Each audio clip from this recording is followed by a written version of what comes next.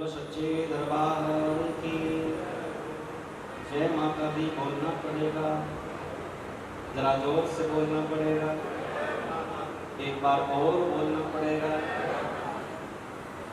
बरीवाला आने से पहले में सूचना मिली थी कि यहाँ पर माँ के भक्त बहुत रहते हैं, यहाँ माँ के भक्तों का साम्राज्य है और होना भी चाहिए।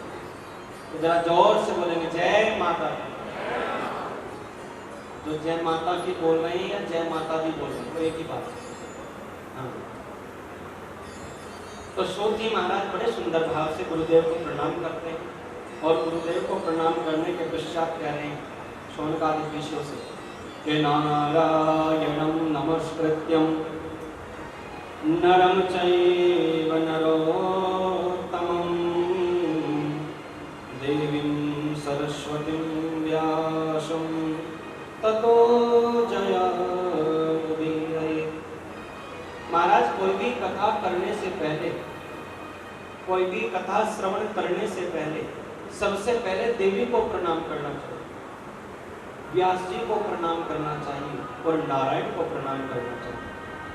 हम किसी भी कथा में प्रवेश करें, देवी सरस्वती व्यासम ततो जयमुदीरये, हम देवी को प्रणाम करें, सरस्वती जी को प्रणाम करें, हम व्यास जी को प्रणाम करें, नरं चैव नरोत्तमं, हम नारायण को प्रणाम करें।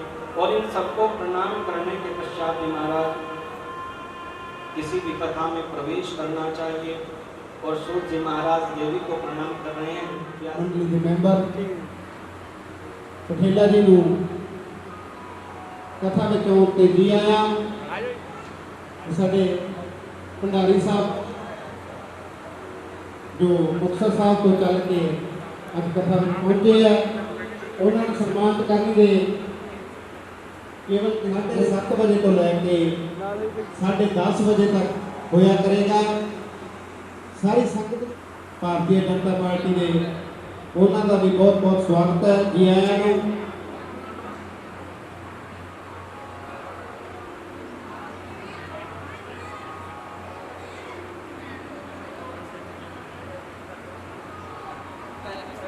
बताओ जो पावनानां च पावनम, जो सबको पावन करने वाली, ऐसी कोई हमें कथा सुनाओ जो मानव जगत का कल्याण करने वाली हो, इस संसार का कल्याण करने वाली।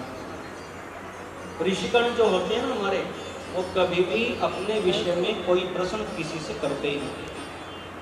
कोई भी ऋषि अपने लिए कुछ पूछता ही नहीं महाराज।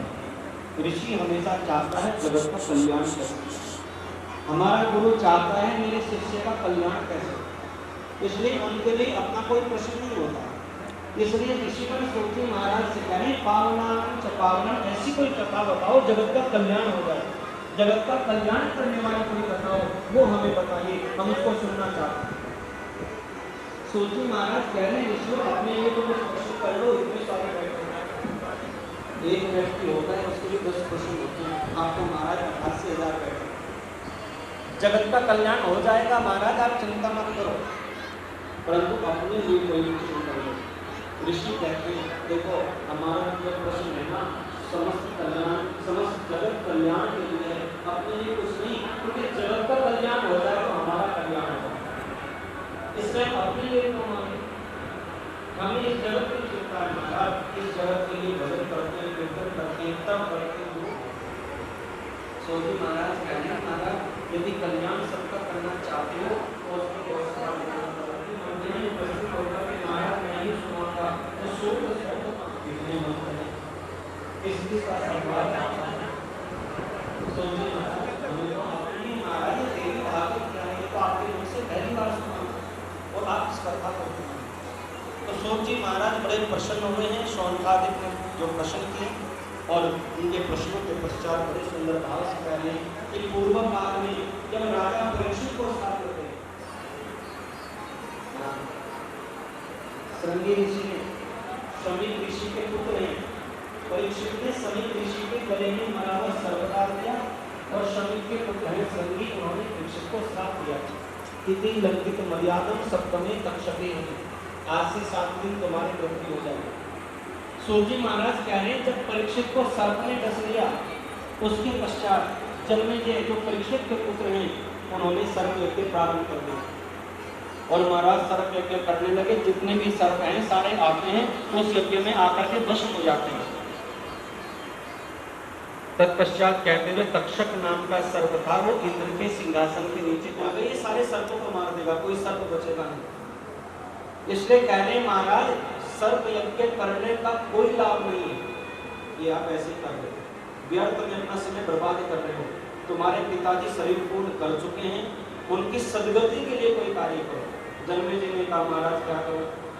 तो कहते हैं सूर्य जी महाराज जन्मेजय ने 9 दिन तक देवी भागवत कथा को सुना, तब जाकर के परीक्षित की सदगति होती है। जय माता दी बोलना पड़ेगा, जरा जोर से बोलना पड़ेगा। आप इतने सारे बैठे हैं और मैं अकेला, मेरी आवाज आपसे ज्यादा है।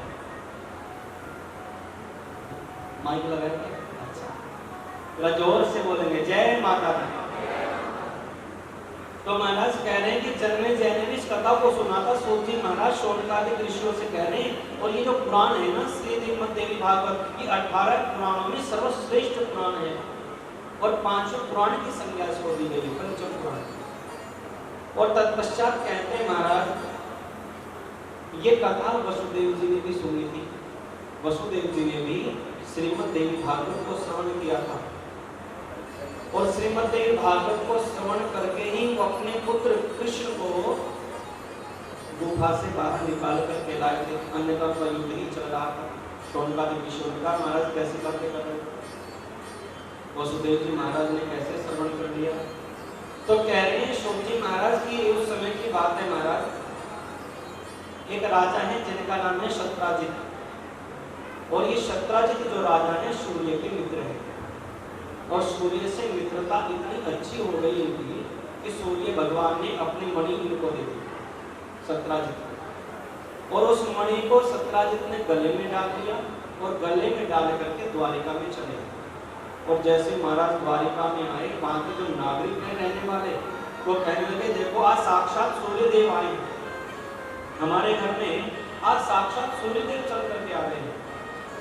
दौड़े दौड़े कृष्ण के पास गए, महाराज सूर्य देव आ रहे हैं, उनका स्वागत सत्कार कैसे करना है? कन्हैया कह रहे हैं कोई सूर्य देव नहीं आ रहे, ये राजा शत्राजित हैं और ये मणि धारण करके आए हैं और ये मणि सूर्य की है, इसके हाथ में सूर्य दिखाई दे रहे हैं। और आने दो। शत्राजित महाराज आए भगवान की सुधर्मा नाम की सभा में आकर के विराजमान हो गए। भगवान कहने लगे तुम कितने लोग हो, घर में कितने सदस्य हैं? कहने लगे महाराज हम घर के सदस्य 4, मैं हूँ, मेरी पत्नी है, एक मेरे भाई हैं प्रसेन और एक मेरी पुत्री है सत्यवती, हम 4 लोग हैं। भगवान ने कहा अच्छा ये जो मणि है हमने सुना है बहुत सारा सोना देती है। शत्राजित ने कहा महाराज पूरे 8 भार सोना देती है, ये 8 भार सोना देती है। भगवान ने कहा क्या करते हो इतने सोने का? इतने सोने का तुम करते क्या हो? 4 सदस्य करते हो। शत्राजित ने कहा महाराज अपने पास ही सारा स्वर्ण जमा करके रखते हैं। भगवान कहने लगे तुम ऐसा करो इस सारे सोने को हमारे भंडार में जमा करो, इससे गरीबों की सहायता करेंगे। शत्राजित ने मना कर दिया। शत्राजित ने कहा महाराज ये मणि आपको नहीं दे सकता, और उस पूरी सभा से उठ करके चले गए। अगले दिन हुआ क्या, शत्राजित के भाई प्रसेन ने इस मणि को धारण कर दिया और वन में चले गए। और जैसे महाराज वन में गए वहां पर जाकर के उनको एक शेर ने मार दिया और वो मणि उनसे चुरा ली। अब द्वारिका में तो भैया जितने भी लोग थे सब कहने लगे देखो शत्राजित आया था कल, कृष्ण ने उनसे मणि मांगी थी और उन्होंने मणि नहीं दी, तो कृष्ण ने ही प्रसेन का वध कर दिया, शत्राजित के भाई का वध कर दिया। अब ये सारी बात द्वारिका में फैल गई। जैसे द्वारिका में पहली महाराज तो कन्हैया के कानों तक पहुंच गई।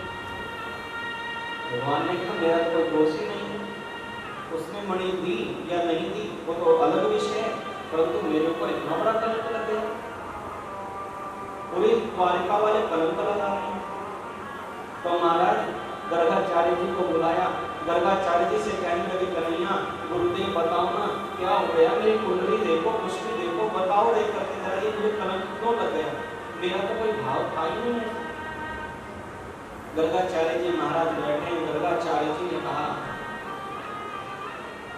कि महाराज आपने देख लिया चौथ का चंदा, अभी जो चतुर्थी आने वाली है ना 1-2 दिन बाद, उस दिन चंद्रमा के दर्शन नहीं करने, उसको कलंक चतुर्थी बोलते हैं। कहने लगे गर्गाचार्य जी महाराज तुमने कलंक चतुर्थी में चंद्रमा के दर्शन किए हैं, इसलिए तुमको ये दोष लग गए हैं, और महाराज इसके लिए आपको भी प्रयास करना पड़ेगा, आपको स्वयं जाना होगा। तो कहते हैं भगवान कृष्ण अपने जैसे महल से निकले हैं तो नगरवासी कहने लगे प्रभु हम भी आपके साथ में चलेंगे। तो सारे नगरवासी इकट्ठे हो गए, आगे आगे प्रभु जा रहे हैं, पीछे पीछे सारे नगरवासी। और महाराज आगे जहाँ वो प्रसेन मरा हुआ पड़ा है सत्राजित का भाई, वहां पर देखा किसी के शेर के पैर के निशान। भगवान शेर के पैरों के निशानों का पीछा करते करते आगे गए तो महाराज शेर मरा पड़ा, मणि वहां पर भी नहीं। वहां पर देखा किसी भालू के पैरों के निशान हैं, और भालू के पैरों के निशानों को देखते हुए प्रभु एक गुफा में प्रवेश कर गए, और गुफा में जाने से पहले समस्त नागरिकों से बोल दिया भैया जब तक मैं नहीं आऊं तो नहीं बैठो, कहीं नहीं जाऊं। तो सारे के सारे नागरिक द्वारिका के नहीं बैठे, और जैसे भगवान अंदर गए महाराज उस शेर को जिसने मारा था उनका नाम था जामवंत जी महाराज, और ये वही जामवंत है जो त्रेता युग में भगवान राम के साथ है, वही जामवंत जी महाराज। देखा तो स्वपुत्र ने अपने पुत्र को उन्होंने वो मणि दे रखी, और भगवान अंदर गए जाकर के कहा भैया ये मणि हमें दे दो, बड़ा कलंक लग गया हमारे ऊपर, ये मणि आप हमें ही दे दो, हमें चाहिए, हमें अपना कलंक धोना है।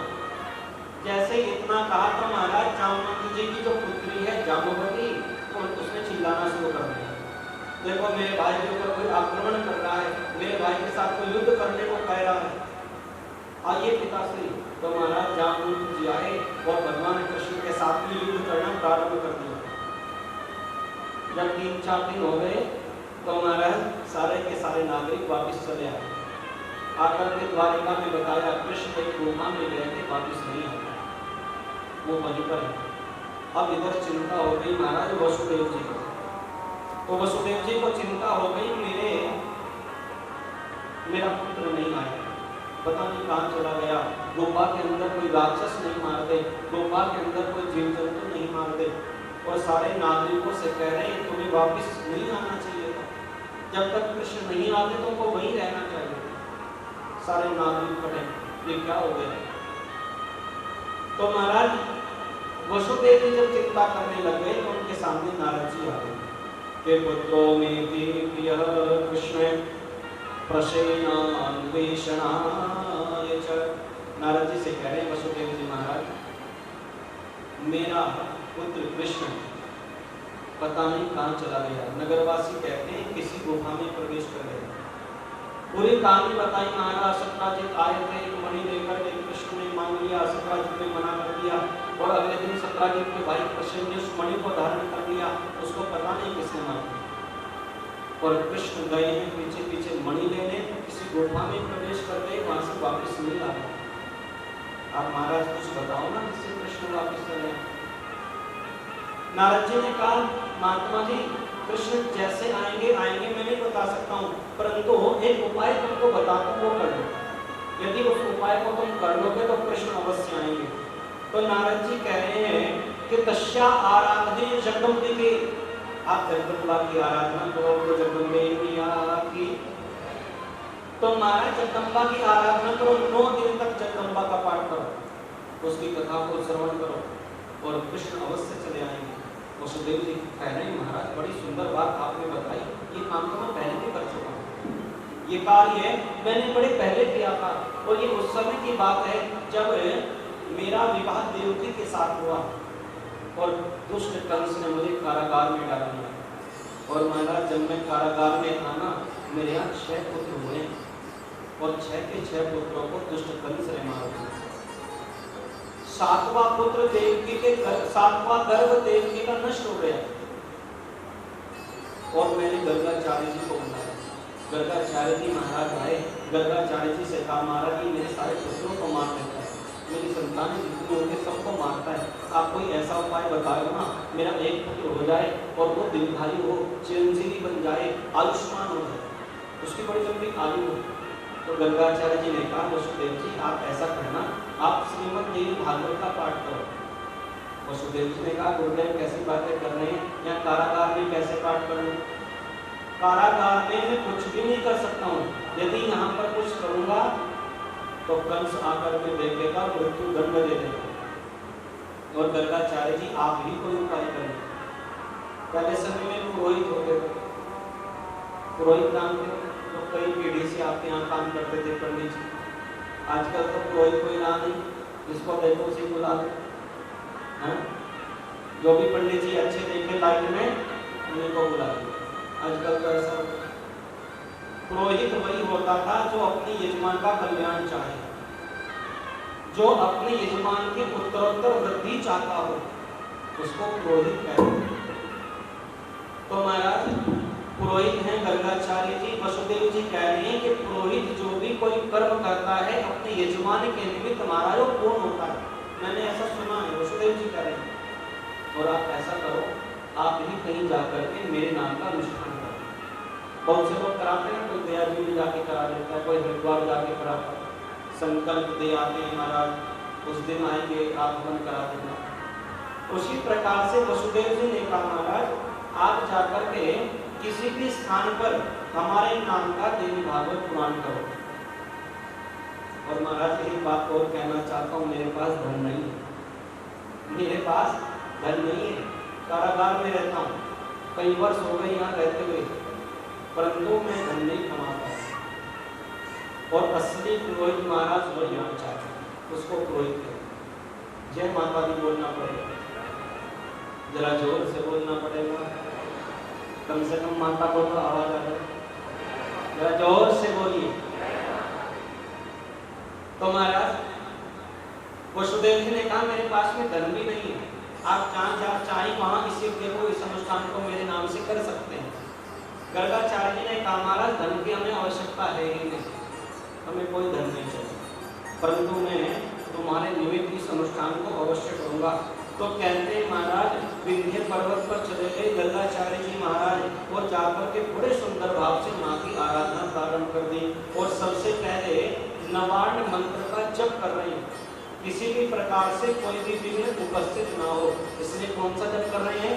ओम ऐं ह्रीं क्लीं चामुंडायै नीचे, इसको कहते हैं नवार्ण मंत्र। नवार्ण मंत्र का जप किया है गर्गाचार्य जी ने। आप भी कथा में आए ना, जब तक 9 दिन हमारी कथा चले, उसके बाद भी यदि आप निरंतर करना चाहे तो कर सकते हैं, परंतु 9 दिन तक का नियम बना लो। प्रातःकाल उठने के पश्चात स्नान आदि करके आप एक हमारा नवार्ण मंत्र की अवश्य करेंगे, फिर जो आप कथा से प्राप्त करना चाहते हैं आपको अवश्य मिलेगा। माँ आपको पूर्णतया दर्शन देगी। तो महाराज नवार्ण मंत्र का जप कर दिया और गर्गाचार्य जी ने वसुदेव जी के लिए बड़े सुंदर भाव से उस अनुष्ठान को प्रारंभ किया। और महाराज 9 दिन हो गए और 9 दिन के पश्चात माँ जगदम्बा प्रकट होती। और माँ जगदम्बा प्रकट हुई तो गर्गाचार्य जी हाथ जोड़ करके खड़े हो गए। अरे वसुदेव, तुम कितने सौभाग्यशाली हो, तुम कितने सौभाग्यशाली हो, तुम्हें कारावास मिला और कारावास में तुमसे मैं मिलने गया और तेरे कारण मुझे माँ के दर्शन हो गए। तेरे कारण है मुझे माँ के दर्शन हो गए। यदि तुम मुझे अनुष्ठान करने को नहीं कहता तो मैं माँ के दर्शन कैसे कर लेता। तो भैया कथा में जरूर आना चाहिए, पता नहीं किसके द्वारा किसको माँ मिल जाए और माँ को प्राप्त करने को तुम न बैठे। हम उस माँ के दर्शन करने ही तो आए हैं। हम अपने सारे काम घर के छोड़ करके यहाँ आए हैं माँ के दर्शन करने, माँ को प्राप्त करने, उसकी कृपा को लेने। तो जीवन में कौन आ जाए, कब मिल जाए और किसके द्वारा माँ के दर्शन हो जाए, कोई नहीं जाए। इसलिए गर्गाचार्य जी माँ को प्रणाम करने से पहले वसुदेव जी को धन्यवाद कर रहे हैं। हे वसुदेव जी महाराज, आप धन्य हैं, मैं आपसे कारागार में मिला और आपने मुझे ये अनुष्ठान करने का अवसर दिया और मुझे माँ के दर्शन हो गए। और फिर माँ को प्रणाम कर रहे हैं। हे मैया, आपको प्रणाम करता हूँ। या देवी सर्वभूतेषु मातृरूपेण संस्थिता नमस्तस्यै नमस्तस्यै नमस्तस्यै नमो नमः। मैया ने कहा गर्गाचार्य जी आप जैसे ऋषि ने मेरी आराधना की है, बताइए ना आपको क्या चाहिए। गर्गाचार्य जी कह रहे हैं मैया मुझे कुछ भी नहीं चाहिए, मैंने अपने लिए अनुष्ठान किया ही नहीं। एक मेरा यजमान है वसुदेव, कारागार में बंद है, कंस के अत्याचारों को सहन करता है। आप माँ उसके यहाँ पर कोई ऐसा सुंदर दिव्य पुरुष अवतार करके भेजिए जिससे उसका कल्याण हो जाए, आप कुछ ऐसा करिए। तो मैया कह रही है कि देखो गर्गाचार्य जी आप जाना, जाकर के बताना इस बार जो 8वां गर्भ होगा देवकी का उसमें नारायण आएंगे और मैं यशोदा के गर्भ में जाऊंगी, मैं यशोदा के यहाँ अवतार होंगी और उधर भगवान कृष्ण नारायण रूप से अवतार ले लेंगे। और वसुदेव जी से बोल देना जैसे ही नारायण अवतार लेंगे उनको एक दलिया में डाल करके गोकुल छोड़ करके आएंगे, और गोकुल में जहाँ पर मेरा अवतार होगा तो हमारा वो आपकी जिम्मेदारी। मुझे जो मैया ने बताया सो मैंने आपको बता दिया।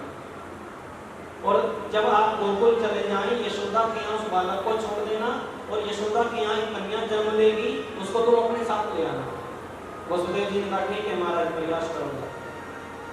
तो महाराज कृष्ण ने जन्म लिया और वसुदेव जी ने कन्हैया को अपनी डलिया में डाला है, और वसुदेव जी महाराज उनको गोकुल छोड़ करके आए और वहां से योग माया को अपने साथ ले आए। जय माता दी बोलना पड़ेगा, जरा जोर से बोलना पड़ेगा। तो नारद जी कह रहे हैं, वसुदेव जी नारद जी को बता रहे हैं कि महाराज ये अनुष्ठान तो मैं पहले कर चुका हूँ, जब मैं कारागार में था, ये तो मैंने पहले कर लिया है। और नारद जी महाराज आपसे अच्छा वक्ता कौन हो सकता है, मेरा कृष्ण गुफा के अंदर है और उसके लिए देवी भागवत मुझे आप सुनाइए, मैं तो आपके मुख से सुनना चाहता हूँ, आप ही सुनाओ। अब जीवन में अच्छा संत आना भी भैया आपका सौभाग्य है। भाग्योदयेन बहुजन्म समर्जितेन सत्संगमं चलते पुरुषो यदा वै। भाग्योदयेन बहुजन्म समर्जितेन, बहुजन्म में बहुत सारे जन्म समर्जित ने इकट्ठे किए हुए, क्या सत्संगमम, जो आपने सत्संग इकट्ठा किया। भाग्योदयेन बहुजन्म समर्जितेन, बहुत सारे जन्मों का सत्संग महाराज इकट्ठा किया है ना। ये दो घड़े होते हैं, एक पाप का होता है, पुण्य का होता है। पाप का घड़ा फूटता है और पुण्य का घड़ा छलकता है। पुण्य का घड़ा कभी फूटता नहीं है।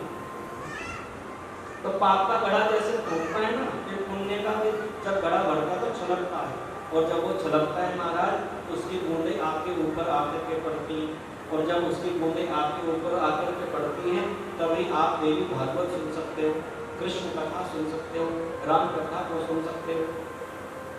अन्यथा पड़ोस में बैठा हुआ व्यक्ति भी कथा सुनने नहीं आ सकता। ये महिमा है। तो जीवन में अच्छा संत मिल जाए तो महाराज क्या नहीं हो सकता।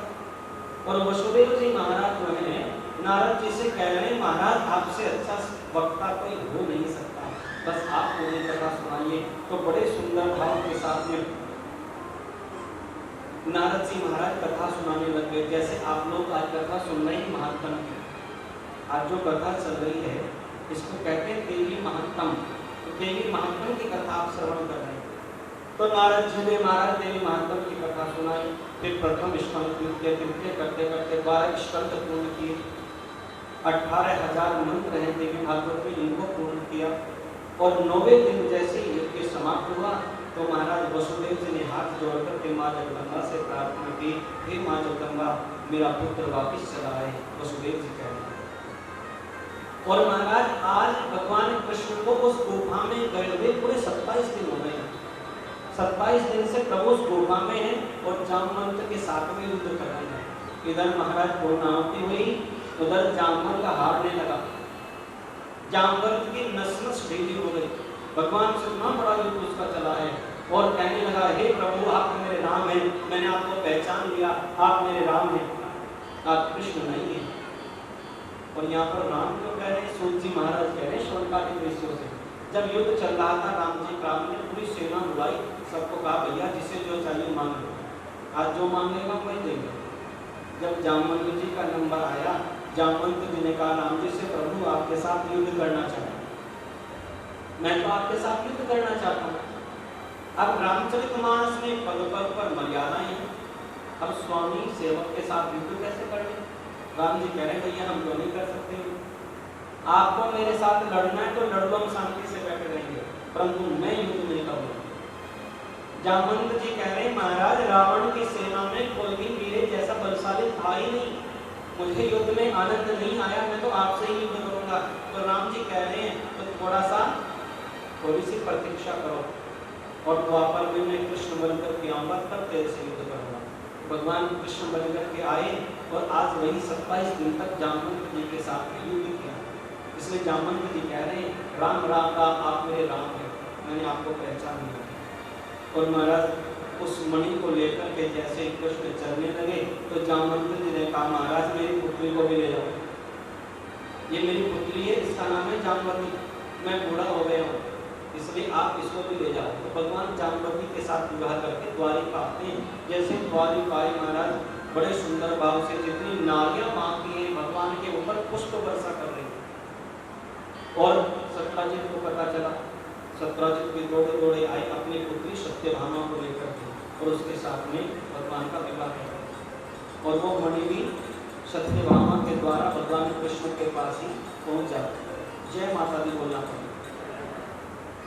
तो कहने सोची महाराज श्रीमद् देवी भागवत का इतना बड़ा प्रभाव है कि कारागार में रहते हुए वसुदेव जी किसी और से अनुष्ठान करा रहे हैं और पुण्य वसुदेव जी को मिल रहा है।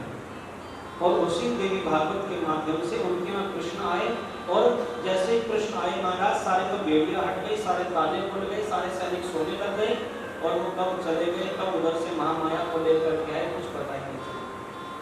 और इधर जब भगवान कृष्ण जामवंत से महाराज व्यास जी नारद जी के द्वारा वसुदेव जी कथा श्रवण कर रहे और वसुदेव जी ने जैसे कथा की पूर्णाहुति की तो महाराज भगवान कृष्ण ने जामवंत को हराया। सोची महाराज कह रहे हैं इतना बड़ा प्रभाव है श्रीमद् देवी भागवत श्रवण करने का, इतना बड़ा प्रभाव है। तो वसुदेव जी को पता कैसे चला देवी भागवत के विषय में? जब कारागार में थे तो गर्गाचार्य जी बता रहे और आज जब भगवान कृष्ण संकट में है तो नारद जी महाराज बता रहे। इसलिए जीवन में संत का होना बड़ा आवश्यक है। और ऐसे ही संत महाराज हमारे बंसी वाले बाबा, जीवन में कभी किसी प्रकार का लोभ नहीं, किसी प्रकार का लालच नहीं। अन्यथा आजकल ऐसे भी संत देखे महाराज करोड़ों रुपए की संपत्ति अपनी इकट्ठी कर लेते हैं, अपनी बना लेते हैं, परंतु हमारे बाबा बंसी वाले ऐसे थे यदि शरीर पर कंबल कोई पड़ा है और सामने कोई दिख गया बेचारा सर्दी में ठिठुरते हुए, अपना कंबल उतारा उसको पहना, वो भी कभी अपने पास नहीं रखा। ऐसे हमारे बाबा बंसी वाले, बोलो बंसी वाले बाबा की। तो जीवन में संत का होना बड़ा आवश्यक है। अच्छा संत हो, श्रेष्ठ संत हो, हर हाल में खुश रहना, हर हाल में खुश रहना, संतों से सीख जाए, हर हाल में भाव से रहना, संतों से सीख जाए, हर हाल में खुश रहना, हर हाल में खुश रहना, संतों से सीख जाए, महफिल में जुदा रहना, महफिल में जुदा रहना, संतों से सीख जाए, हर हाल में खुश रहना।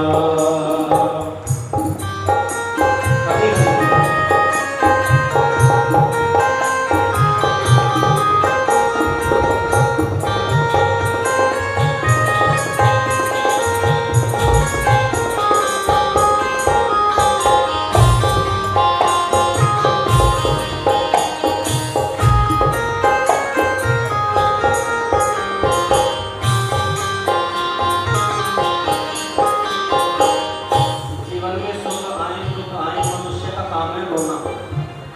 ज्यादा सुख आ जाए तो भी रोता है, दुख आ जाए तो भी रोता है, परंतु इन दोनों से जो परे है, सुख से परे है, जो दुख से परे है, उन्हीं को संत कहते हैं।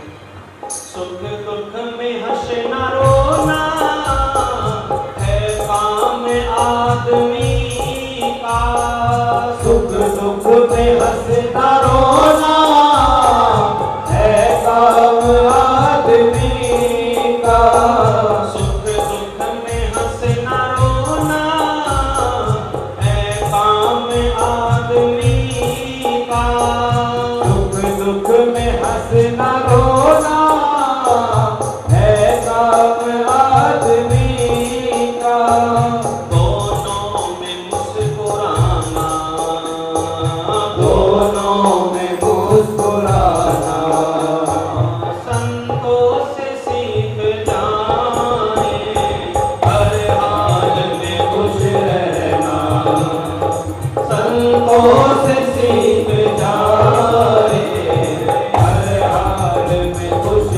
रहना।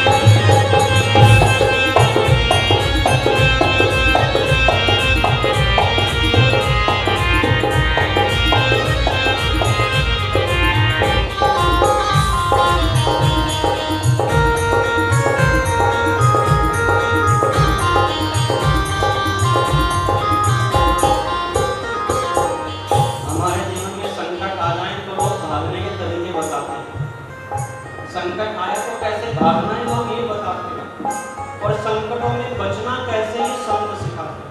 इसलिए जीवन में संत का होना बड़ा जरूरी है। संकट से भाग जाना सब लोग बताते हैं, संकट से भाग जाना सब लोग बताते हैं। संकट से भाग जाना सब लोग बताते हैं, संकट से भाग जाना सब लोग बताते हैं।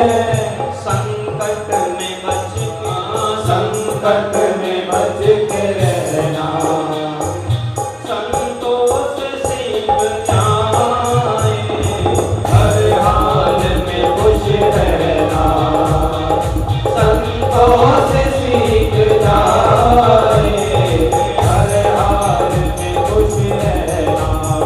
आपसे ताली की सेवा करते हैं।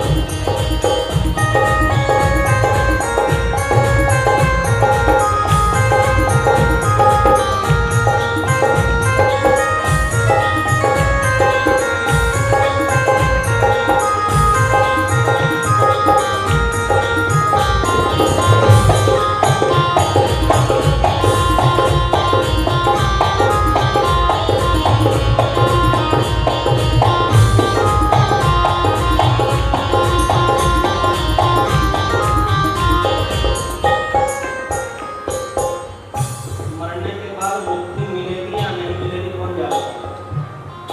मरने के पश्चात आपके पारिवारिक जन आपके लिए पिंडदान करेंगे या नहीं करेंगे कोई पक्की बात नहीं। मरने के बाद आपके श्राद्ध पर दान करेंगे या नहीं करेंगे कोई नहीं जानता।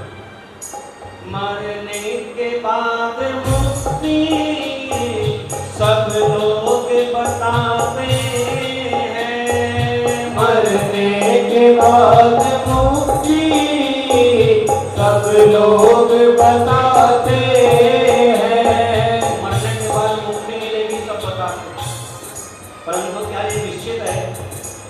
क्योंकि जो जीते जी मुक्त हो नहीं पाया वो मरने के बाद भी मुक्त नहीं हो सकता, बिल्कुल सत्य बात है। इसलिए मुक्ति का प्रयास जीते जी होना चाहिए, मरने के बाद नहीं। और मुक्ति के प्रयास में सबसे ज्यादा दान करें, अपने धर्म का सम्मान करें, सर्व धर्मों का सम्मान करें, और हमारे चार धाम में उनकी यात्रा करें। बावन हमारी सिद्ध पीठ है, उनके दर्शन करें।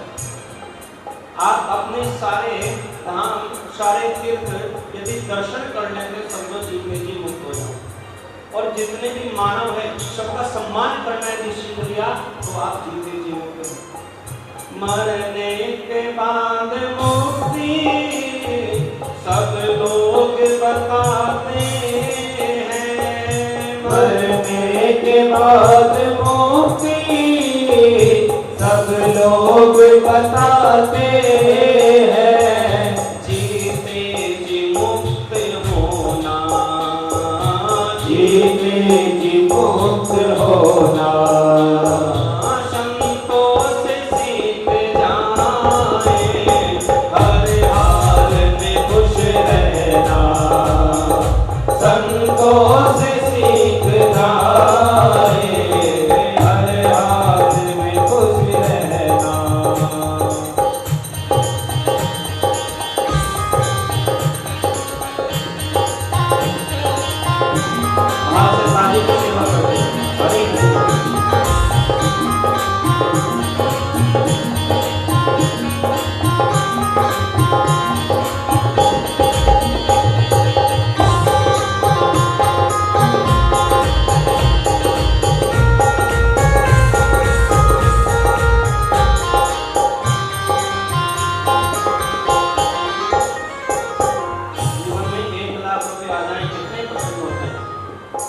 50 लाख आ जाए तो और प्रसन्न हो जाते हैं, और कौन बनेगा करोड़पति तो महाराज और प्रसन्न हो जाओ।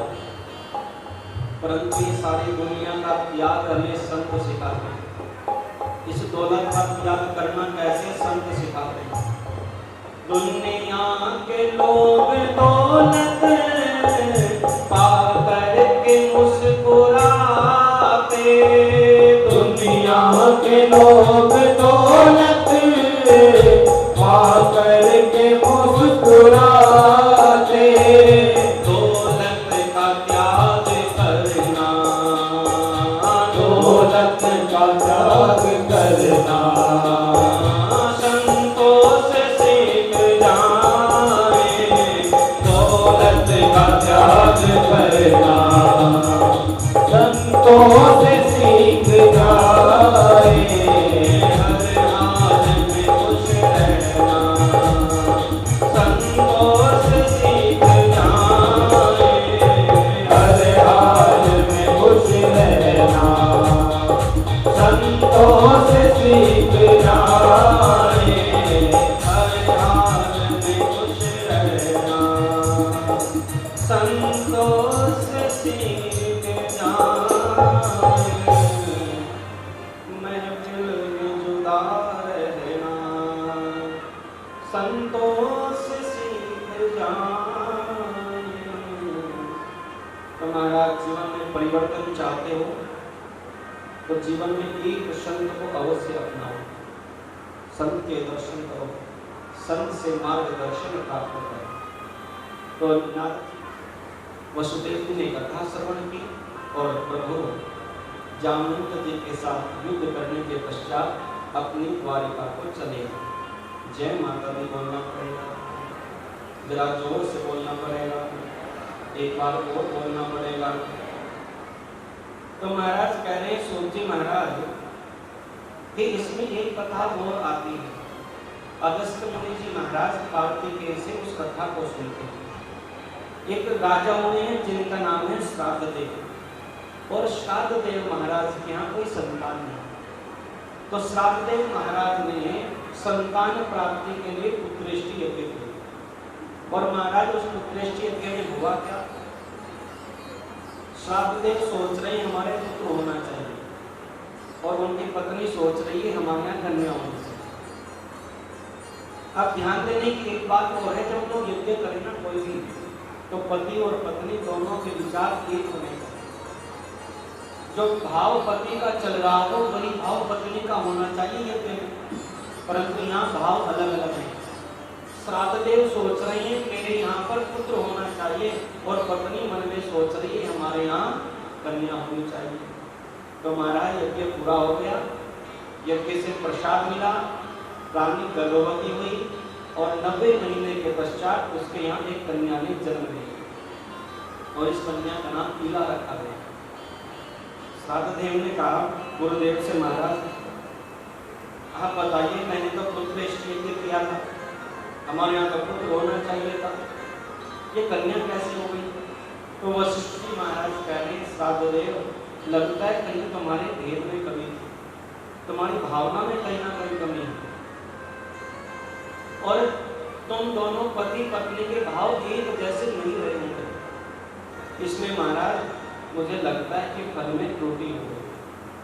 और कोई बात नहीं, मेरे पास ऐसे ऐसे मंत्र हैं, मैं इस कन्या को पुनः पुरुष बना सकता हूँ, मैं मंत्र के द्वारा इसको पुनः पुरुष बना सकता हूँ। तो महाराज वशिष्ठ जी ने अपने मंत्र के प्रभाव से, योग प्रभाव से इला नाम की कन्या को पुत्र बना दिया, और उसका नाम रख दिया सुद्युम्न। तो सुद्युम्न उस पुत्र का नाम रखा। अब एक दिन हुआ क्या, हिमालय की तलहटी में शिव और पार्वती दोनों क्रीड़ा कर रहे थे, और ये सुद्युम्न महाराज जो है उस हिमालय की तलहटी में प्रवेश कर गए, और जैसे प्रवेश किया है महाराज तो माँ पार्वती लज्जित हो गई। पार्वती ने शंकर जी से कहा महाराज एक ही तो आपका ये कैलाश है, और यहाँ भी हम अकेले नहीं रह सकते, रहने का यहाँ क्या लाभ, हम अकेले रह नहीं सकते। अब हम यहाँ हास्य विनोद कर रहे थे तो महाराज कोई पुरुष चला रहा, और उसके साथ में कहते बहुत सारे मुनि भी आए, बहुत सारे मुनि लोग आए थे। तो पार्वती जी रुष्ट हो गई, और पार्वती जी जैसे रुष्ट हुई, भगवान शिव ने उस स्थान का नाम था अरण्य कैलाश, उस स्थान को श्राप दे दिया, महाराज आज के पश्चात जो भी इस स्थान पर आएगा वो स्त्री बन जाएगा, ये श्राप दे दिया। तो श्रापित होने के कारण शुद्धुम्न महाराज फिर से स्त्री बन गए। जन्म हुआ था कन्या के रूप में, वशिष्ठ जी ने पुत्र बना दिया मंत्र प्रभाव से, और आज जब वही महाराज यहाँ आए तो फिर से कन्या बन गए। और जैसे महाराज कन्या बने तो घूमते घूमते चले गए बुद्ध के आश्रम में, और जैसे बुद्ध के आश्रम में गए, महाराज बुद्ध महाराज देखकर के इस कन्या को मोहित हो गए, दोनों का विवाह हो गया, और इनके यहाँ पर एक पुत्र हुआ पुरूरवा नाम का। जय माता दी बोलना पड़ेगा, जरा जोर से बोलना पड़ेगा। तो महाराज पुरूरवा नाम का पुत्र हो गए, बहुत सारा समय निकल गया। बुद्ध और ये कन्या जो शुद्धुम्न महाराज ने बड़े प्रेम से रहते हैं। कुछ दिनों के पश्चात शुद्धुम्न जी महाराज को याद आया कि मैं तो पुरुष हूँ, परंतु यहाँ महिला बनकर के बैठा हूँ, स्त्री बनकर के पड़ा। तो फिर महाराज वशिष्ठ जी के पास चले गए, फिर कहा मुझे पुत्री बनाओ, मुझे पुरुष बनाओ। वशिष्ठ जी ने फिर पुत्र बनाया। कहते 1 महीने के लिए पुरुष रहता है और 1 महीने के लिए स्त्री रहती है। अब ये क्रम शुरू हो गया। जय माता दी बोलना पड़ेगा, जरा जोर से बोलना पड़ेगा। तो कहते हैं वशिष्ठ जी महाराज,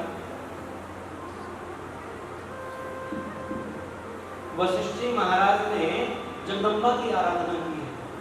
तो माँ जगदम्बा की जब आराधना की तो माँ जगदम्बा प्रकट होती है, और जैसे ही माँ जगदम्बा प्रकट हुई तो वशिष्ठ जी ने कहा भैया ये जो बालक है ना शुद्धुम्न, ये स्त्री बन गया, और 1 महीना स्त्री रहता है, 1 महीना पुरुष रहता है, जिसके ऊपर माँ कृपा करें। तो आइए पहले हमारे समिति के जो पदाधिकारी गण हैं वो कोई सूचना देना चाहते हैं, उसके पश्चात कथा में पुनः प्रवेश करेंगे।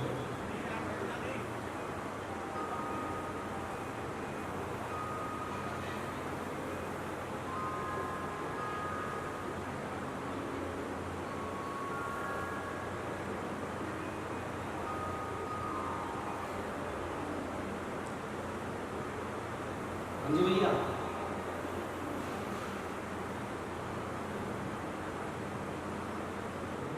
ਮੈਂਬਰ ਸਾਹਿਬਾਨ ਪਹੁੰਚੇ ਹੈ, ਉਹਨਾਂ ਨੂੰ ਬੇਨਤੀ ਹੈ ਕਿ ਇੱਥੇ ਸਾਹਮਣੇ ਪੰਡਾਲ ਤੇ ਆ ਜਾਓ, ਸਟੇਜ ਦੇ ਸਾਹਮਣੇ ਉਹਨਾਂ ਨੂੰ ਸਨਮਾਨ ਚਿੰਨ੍ਹ ਦਿੱਤਾ ਜਾਏਗਾ।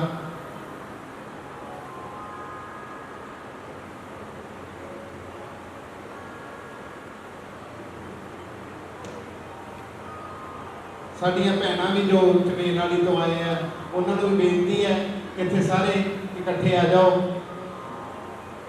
ਤਾਂ ਜੋ ਇਹ ਸਨਮਾਨ ਚਿੰਨ੍ਹ ਹੈ ਸਾਡੇ ਦਰਸ਼ਨ ਲਾਲ ਜੀ ਬੰਸਲ ਅਤੇ ਚੇਤਨ ਸ਼ਰਮਾ ਜੀ ਸਾਡੇ ਪ੍ਰਧਾਨ ਭਜਨ ਮੰਡਲੀ ਦੇ, ਅਤੇ ਜਨਕਰਾਜ ਧੂੜੀਆ ਜੀ ਜੇ ਸਾਡੇ ਆਵਾਜ਼ ਸੁਣਦੇ ਆ ਤਾਂ ਪੰਡਾਲ ਵਿੱਚ ਪਹੁੰਚੋ।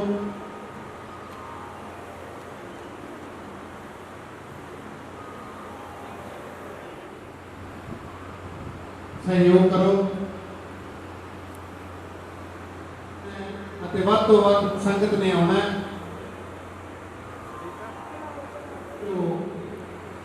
विशाल जागरण 33वां विशाल जागरण होने जा रहा है। जय माता दी। जाते 1 महीना स्त्री बन जाते। तो वशिष्ठ जी महाराज ने माँ जगदम्बा की आराधना की है। माँ जगदम्बा आप प्रकट हो रही है। माँ जगदम्बा प्रकट होती, जगदम्बा मैया ने कहा वशिष्ठ जी आपने मेरी आराधना की, मैं प्रसन्न हूँ, आप वर मांगो। वशिष्ठ जी ने कहा मैया हमारा एक शिष्य है शुद्धुम्न, वो कभी पुरुष बन जाता है कभी स्त्री बन जाता है, आप हमेशा के लिए उसको पुरुषत्व प्रदान करें, वो हमेशा पुरुष बना रहे। माँ जगदम्बा ने कहा कि देखो महाराज आप ऐसा करो, श्रीमद् देवी भागवत की कथा उसको सुनाओ, और यदि वो श्रीमद् देवी भागवत की कथा को श्रवण कर लेते हैं तो मैं आश्वासन देती हूँ वो कभी स्त्री नहीं बनेगा, वो हमेशा पुरुष ही रहेगा। तो वशिष्ठ जी महाराज बड़े सुंदर भाव के साथ में शुद्धुम्न को श्रीमद् देवी भागवत की कथा श्रवण कराते हैं। और शत्रुघ्न महाराज हमेशा के लिए पुरुष बन जाते हैं। बोले शाकंभरी योग माया की, ब्रजगंबे मैया की। तो ये कथा अगस्त मुनि सुन रहे हैं, कार्तिकेय जी महाराज सुना रहे हैं। और उधर नैमिषारण्य क्षेत्र में इस कथा को सूत जी महाराज शौनकादिक ऋषियों को सुना रहे हैं। दोनों कथाओं को पकड़ के बैठे। हाँ, कभी सोचे महाराज जी, कभी तो कहते हैं कार्तिकेय जी सुना रहे हैं, कभी सूत जी सुना रहे हैं। तो सूत जी महाराज सुना रहे नैमिषारण्य में शौनकादिक ऋषि, और इधर कार्तिकेय जी महाराज कुमुद पर्वत पर सुना रहे हैं अगस्त मुनि। तो अगस्त मुनि कह रहे हैं कार्तिकेय जी से, महाराज श्रीमद् देवी भागवत की कथा श्रवण कर लेने से वसुदेव जी के पुत्र चले आए। इधर श्रीमद् देवी भागवत कथा श्रवण करने से शुद्धुद्ध का कल्याण हो गया। अब मुझे ऐसी कोई और भी कथा सुनाओ ना, मैं और भी कथा सुनना चाहता हूँ कार्तिकेय जी। तो कार्तिकेय जी महाराज बड़े सुंदर भाव से कथा सुना रहे हैं कि विख्यात मुनिराशिन महामति, कह रहे हैं एक ऋत्विक मुनि है। महाराज बड़े सुंदर भाव से भगवान की आराधना करते हैं, तीनों समय संध्या करने वाले, त्रिकाल संध्यावादी हैं, किसी का पाप नहीं करते, हमेशा पुण्य के विषय में सोचते हैं। इनकी पत्नी गर्भ से हुई और इनके यहाँ एक बालक ने जन्म लिया, परंतु इस बालक ने जन्म ले लिया रेवती नक्षत्र में। और रेवती नक्षत्र का भी अंतिम चरण, रेवती नक्षत्र गंडमूल नक्षत्र है। यदि इसमें बालक जन्म ले ले तो भैया फिर हमें उसकी शांति करानी होती है नक्षत्र में। जन्म से 27 दिन हमारे 6 नक्षत्र होते हैं, जिसमें मघा आता है, अश्लेषा नक्षत्र आता है, अश्विनी आता है, रेवती आता है। तो महाराज रेवती का अंतिम चरण, और ये अंतिम चरण जो होता है बालक के लिए ही कष्टदायी होता है। तो महाराज जी ने बड़े सुंदर भाव से मूल शांति कराई। 27 दिन 27 ब्राह्मणों को भोजन कराया और आनंद से पूर्ण विधि को संपूर्ण कर दिया। अब हुआ क्या, ये बालक थोड़ा थोड़ा बड़ा होने लगा, और जैसे महाराज बड़ा होने लगा पाप कर्म करने लग गया। ये बालक पापी बन गया। और तो और दूसरे जो मुनि हैं उनकी स्त्रियों को हरण करके लाने लगे। एक दिन महाराज ऋत्विक मुनि बैठे थे, सोचने लगे क्या कुछ मेरे घर में हो गया, इससे अच्छा तो कुपुत्र हो जाना कहीं ज्यादा अच्छा है। ऐसे पापी पुत्र से पुत्र का ना होना ज्यादा अच्छा है। महाराज ये तो पापी आ गए, पापी भी मेरे घर में जन्म ले लिए, मैंने तो सारी क्रियाएं भी की हैं। जैसे महाराज सोच रहे थे, सोचते सोचते उनको गर्गाचार्य जी मिल गए। गर्गाचार्य जी से कहा, महाराज मेरे घर में कलंक तो पैदा हो गया, आप इससे मुक्ति का कोई उपाय बताओ, ये चोरी करता है, डाके डालता है। गर्गाचार्य जी महाराज ने कुंडली खोली, कुंडली खोल करके कहने लगे, महाराज इसने तो मूल नक्षत्र में जन्म लिया है, इसने मूल नक्षत्र में जन्म लिया है, रेवती के 14 चरण का जन्म है, और आप इसकी शांति कराइए। मुनि कहने लगे, महाराज मैंने तो शांति करा दी है, मैंने इसकी शांति पहले ही करा दी है। तो कहने लगे, मुझे लगता है, गर्गाचार्य जी कह रहे हैं, मुझे लगता है रेवती नक्षत्र का जो दुष्प्रभाव है वो समाप्त नहीं हुआ। ऋषि कहने लगे, ये रेवती नक्षत्र हमसे बड़ा हो गया, ये रेवती नक्षत्र क्या हमसे बड़ा हो गया, हमारे तप से बड़ा हो गया, हमारे योग बल से बड़ा हो गया। और महाराज मैंने सब कुछ अच्छे से किया था, हमारी पूजा में कोई खोट नहीं था, इसलिए मैं याचना नहीं करूंगा रेवती नक्षत्र से, मेरे बच्चे के ऊपर से अपने प्रभाव को हटाओ, बिल्कुल नहीं कहूंगा रेवती नक्षत्र से। मैं श्राप देता हूँ, आज ही रेवती नक्षत्र अपने नक्षत्रों के साथ छूट करके पृथ्वी पर आकर के गिर जाए। और महाराज वही रेवती नक्षत्र अपने नक्षत्र मंडल से छूटा और पृथ्वी पर आकर के गिरा, और उसके तेज से एक कन्या ने जन्म ले लिया। और ये जो कन्या है इसका नाम ऋषियों ने रेवती रख दिया। रेवती नक्षत्र जो गिरा उसके तेज से कन्या प्रकट